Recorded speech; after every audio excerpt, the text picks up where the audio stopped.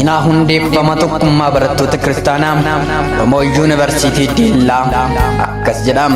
Barattoonni Oromoo kan kumaan lakkaa'aman qormaata seensa yuunivarsiitii fudhachuun gara yuunivarsiitii ramadamuun barumsa isaanii hordofuuf gara yuunivarsiitii Diillaa naannoo kibba sabaa fi sablammoota Itoophiyaa magaalaa Diillaa keessatti argamtutti dhufuun har'a akkuma naannoo isaaniitti dhufanitti afaan isaaniin tokkummaadhaan waaqessuuf tokkummaadhaan waaqayyoon kadhachuuf carraa bal'aa argachuun hirmaachaa jirum.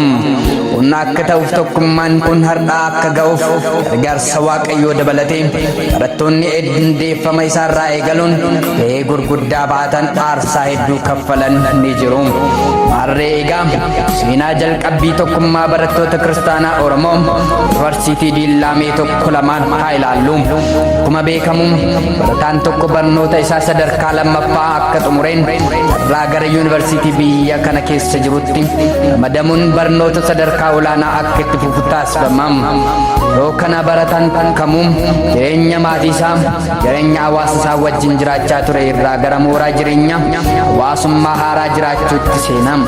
Akkasuma kallattii jireenya hafuuraatiinis jireenya hafuura isaatti jabaachuun tajaajila hafuuraatti cimee tajaajiluufis jireenya mooraa baay'ee murteessaadha.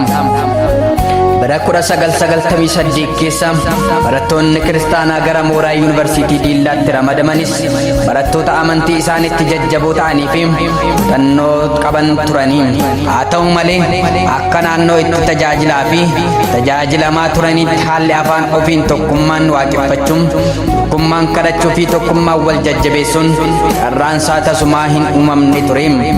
Rakkoo guddaa fi yaaddoo guddaa uumuunsaa waan hafe miti.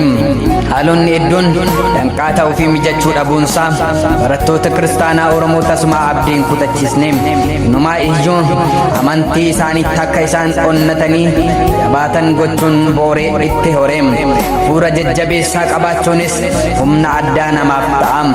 Osoo haalli hedduun isaaniif hin mijatin barattoonni kiristaanaa Oromoo Yuunivarsiitii Diillaa keessa jiran amantii isaanii irraa tasuma aboodatti hin deebine.